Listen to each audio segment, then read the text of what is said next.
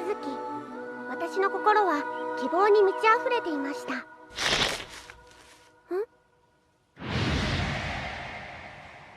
隣のトットロ。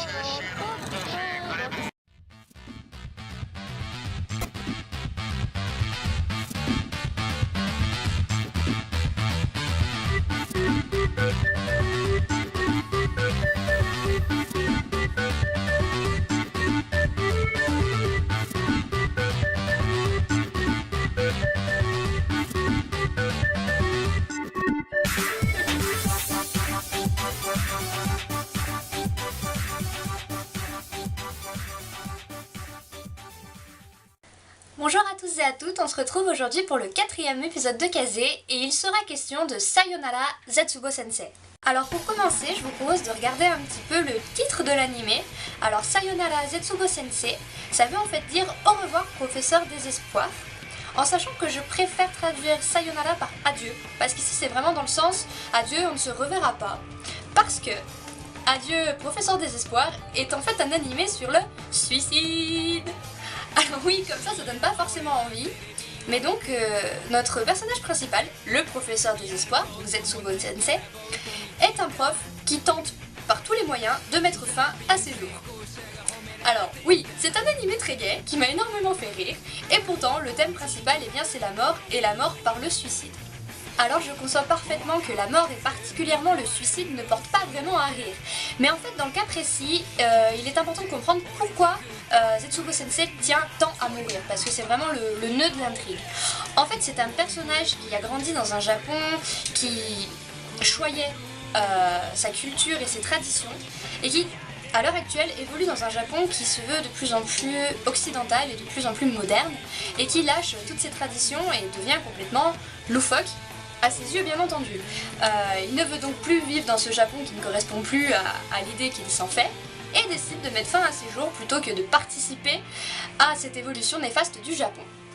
Cependant, vous serez sûrement d'accord avec moi pour noter que bon, un animé qui se base sur le suicide, ma foi, ça tient un épisode ou deux, notre personnage principal nous montre ses problèmes, se suicide et c'est fini. Mais c'est là tout le ressort, on va dire, de notre Sayonara Zetsubo Sensei, parce qu'en fait, dès le premier épisode, et même dès les premières 10 minutes du premier épisode, notre professeur rencontre la fille la plus optimiste du monde. Et là, c'est un grand moment. Donc c'est le petit extrait que vous avez vu au début, où en fait, cette jeune écolière rencontre Sayonara Zetsubo Sensei et le voit en train de se pendre. Elle lui dit « Vous ne pouvez pas mourir sous un si beau jour, les cerisiers sont en fleurs, c'est magnifique, c'est la rentrée, blablabla. » Et donc, elle en conclut qu'il ne pouvait décemment pas désirer mourir, et que donc, la seule chose logique qu'il puisse être en train de faire pendu à cet arbre, c'est qu'il désirait se faire grandir. Alors oui, l'explication est un peu farfelue, et c'est ce qui fait la merveille de ce personnage en fait. Voilà, c'est vraiment le némésis de notre professeur. Elle voit tout en positif, et tout au long de l'animé, elle va nous sortir des trucs. Mais voilà, l'animé existe tellement par ce personnage que regardez-le juste pour elle. Parce que franchement, je pense que vous ne serez pas déçus.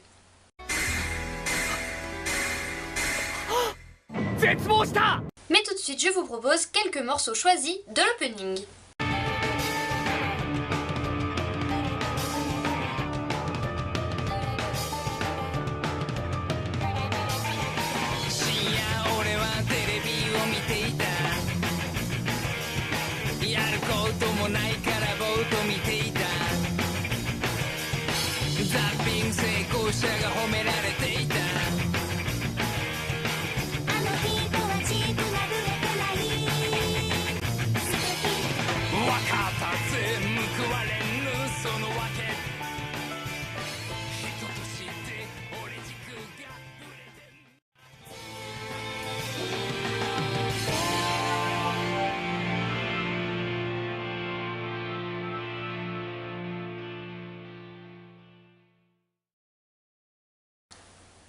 Mais assez parlé du fond, parlons maintenant de la forme. Parce que la forme de cet animé est juste atypique. Honnêtement, bon, je n'ai pas vu tous les animés de la planète, soyons d'accord, mais je n'en avais jamais vu un comme ça. Vraiment, autant de liberté dans un animé de 12 épisodes, 13 épisodes, honnêtement, c'est juste incroyable. Vraiment. Parce que quand je dis liberté, j'entends des choses comme des avis politiques postés en arrière-fond. Par exemple, notre Zetsubo Sensei est souvent face à sa classe avec un tableau noir derrière lui. Et en fait, plein de choses défilent sur le tableau noir en même temps qu'il parle. Et derrière, mais ce sont des dénonciations sur le pouvoir en place, sur les JO en Afrique. Mais vraiment, tout le monde en prend pour son grade. Et c'est ce qui fait que cet animé est vraiment différent de tous les autres. Et il donne une histoire qui fait rire, une histoire qui fait aussi réfléchir, mais surtout, il balance plein de choses derrière. Si vous prêtez attention, il y a des espèces d'insultes un peu pour tout le monde. Il y a des scènes sexuelles, mais vraiment osées. Qu'est-ce qu'il y a d'autre ? Des allusions, évidemment. On place la tête du réalisateur un petit peu n'importe où dans l'animé, sous les jupes des filles ou des choses comme ça. Enfin, voilà, c'est un gros fouillis. Et honnêtement, ça m'étonne que ça ait pu sortir, en sachant que c'est vendu comme un seinen. C'est pas vendu comme un truc spécialement ecchi non plus, c'est pas vendu comme un hentai. C'est pas vendu comme un truc grivois. C'est vraiment vendu comme le seinen classique, qui malheureusement n'a rien de classique, enfin malheureusement, qui étrangement n'a rien de classique, voilà. Vraiment, si vous êtes intéressé par un genre d'animé que vous avez pu ne jamais voir, vraiment, tentez Sayonara Zetsubo Sensei parce que c'est bon, enfin, ça fait rire, ça vient du cœur, c'est vraiment un rire, moi je suis très réceptible, je suis pas sûre qu'on dise réceptible, non je pense pas, enfin, voilà, j'aime beaucoup ce genre de blague un peu... comment dire, c'est un peu du cynisme en fait par moment, mais vraiment c'est très fin, c'est réfléchi, c'est intelligent, voilà, c'est un rire intelligent, et si vraiment ce genre de choses vous attire, jetez-vous dedans, parce qu'en plus les fansubs françaises font vraiment un travail de fou, du moins j'en ai téléchargé à différents endroits, et c'était un truc de malade, c'était vraiment hyper bien traduit parce que le problème c'est que voilà, un animé comme ça qui fait des jeux de mots, qui écrit des trucs au tableau, qui fait des allusions et que la fansub qui s'occupe de ça te fait des petites notes et t'explique toutes les références, d'où ça vient, pourquoi c'est là, qu'est-ce que ça fait ici, c'est juste parfait. Donc voilà, vraiment, lancez-vous, n'ayez pas peur du choc culturel, bien qu'il soit présent. Premier épisode ça fait bizarre, deuxième épisode on roule par terre tellement on rigole. Donc voilà, n'ayez pas peur.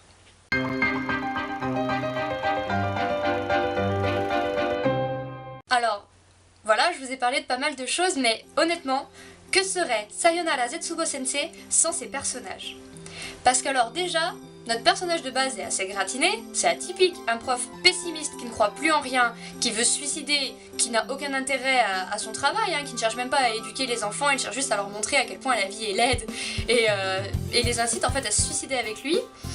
Mais en plus de ça, on a une panel de personnages, donc d'élèves de la classe, c'est juste énorme. On passe de la stalkeuse, au gars qui passe inaperçu parce qu'il est chauve, la fille, sa passion c'est de tirer les queues des animaux.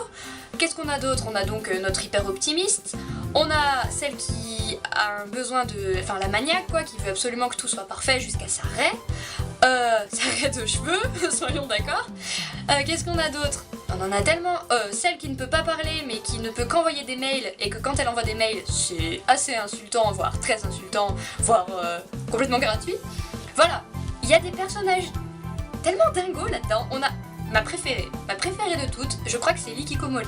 Alors je sais pas si vous savez ce que c'est qu'une Ikikomori.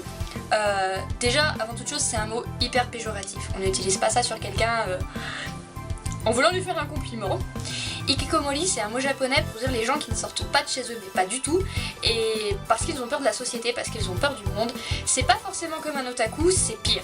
Voilà, c'est vraiment pire. C'est la personne qui ne sort pas, qui est pâle, qui passe ses journées à l'intérieur et qui a peur de tout et de tout le monde. Et on en a une. Et un jour, le professeur Zetsubo va chez elle pour essayer de la faire sortir et pour lui dire bah faut venir à l'école. Il prend peur d'elle, il croit que c'est un démon, donc les démons protecteurs des maisons, donc les démons qui ne sortent jamais des maisons, comprenez. Donc il veut la forcer à rester chez elle, donc c'est à ce moment-là qu'elle se dit qu'elle a envie de sortir, et donc elle s'installe dans une salle de classe et elle passera toute la fin de l'animé où elle est dans cette salle de classe avec sa vieille couverture pourrie, en train d'être toujours en train de regarder le prof quoi. C'est juste mon personnage préféré parce que c'est tellement une critique magnifique de... Enfin, en gros, on nous la dépeint comme un monstre, on nous pousse à croire que c'est un monstre. Et en fait non, enfin vous voyez, c'est vraiment elle et Melu-chan, donc celle qui envoie tout le temps des mails. Melu, c'est sa phrase préférée. Elle est tout le temps en train d'envoyer des mails, elle ne peut pas parler. Quand on la voit, on la trouve tellement mignonne, tellement gentille, on a envie de la protéger. Mais en fait, dès qu'elle a votre mail ou votre numéro de téléphone, elle vous envoie les pires insultes du monde gratuitement. Voilà, c'est Melu-chan. Donc il y a plein de personnages comme ça auxquels on peut s'attacher. Bon là j'ai cité les deux qui me plaisent le plus, mais après il y en a d'autres tellement plus évidents. Voilà. À vous de vous faire un avis. Je vais vous montrer un... Oui, c'est maintenant. Je vais vous montrer un tout petit extrait d'un personnage assez drôle aussi. En fait, de deux personnages. Maria Taro et l'étudiant sans numéro d'étudiant. Vous allez voir, c'est un très grand moment. なんであなた出席簿に名前があるわけ？この人から出席番号買ったよ。ああ、売ったさ。売れるものは何でも売ったさ。制服もカバンも出席番号もプライドもな。 Alors voilà, j'espère que mon optimisme vous a permis de donner, enfin d'avoir envie de voir cet animé et ne vous a pas dégoûté. Parce qu'en fait voilà, c'est un animé sur lequel je voulais faire une revue depuis très longtemps, même sur mon blog je me suis pas encore permis de le faire parce que j'y tiens tellement que voilà, il n'y avait rien d'objectif là-dedans, c'est un animé qui m'a plu à 300% et il se devait d'avoir un épisode un peu plus léché que tous les autres et je sens que je me suis un petit peu emballée tellement j'étais heureuse de vous en parler en fait. Donc j'espère vous avoir donné envie. Quoi qu'il en soit, bah vous avez rien à perdre à regarder le premier épisode. Bien sûr, il y a encore plein de choses desquelles je ne vous ai pas parlé. Parce que voilà, c'est un animé tellement riche qu'on ne peut pas parler de tout et que de toute façon parler de tout ce serait le gâcher.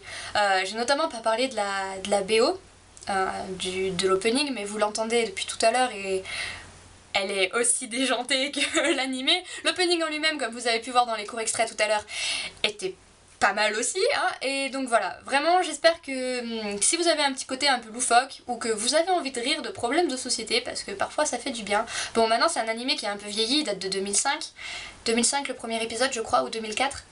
Donc voilà, c'est un animé qui n'est plus très récent, et pour rire de problèmes d'actualité, bon avec un truc qui a 10 ans, voilà, je comprends que ça puisse rebuter certains, mais si vous avez envie, c'est d'ailleurs aussi un bon moyen de s'ancrer profondément dans la culture japonaise. Mais vraiment, parce qu'on en apprend à tous les épisodes. Moi j'ai appris énormément de choses en regardant Sayonara Zetsubo Sensei. Et c'est d'ailleurs cet animé qui m'a donné envie d'apprendre à lire le japonais en fait. Parce que vraiment, vous comprendrez, mais voilà. Donc, j'espère que cette revue vous a plu. Je ne sais pas sur quoi je ferai la prochaine. Je ne sais même pas s'il y aura une prochaine. Non, il y aura une prochaine, mais ce sera sûrement autre chose qu'un animé parce que voilà, j'avais proposé une chaîne diversifiée et je ferai donc dans la diversité. Je vous mets comme d'habitude tout en barre d'infos, le Facebook, le blog. Le blog qui continue d'avoir plein d'articles intéressants, hein. J'en ai fait un récemment sur Tokyo Ghoul et sur Guilty Crown. Si jamais ça vous intéresse, allez voir. J'ai aussi fait un petit truc sur les petits déjeuners japonais avec le natto. Donc voilà, si vous aimez les graines de soja fermentées, je ne peux que vous conseiller cet article. Moi je vous dis à très bientôt, j'ai été très heureuse de faire cette revue et j'espère que vous vous porterez bien pour cette année 2015 qui débute. Bonne année à tous!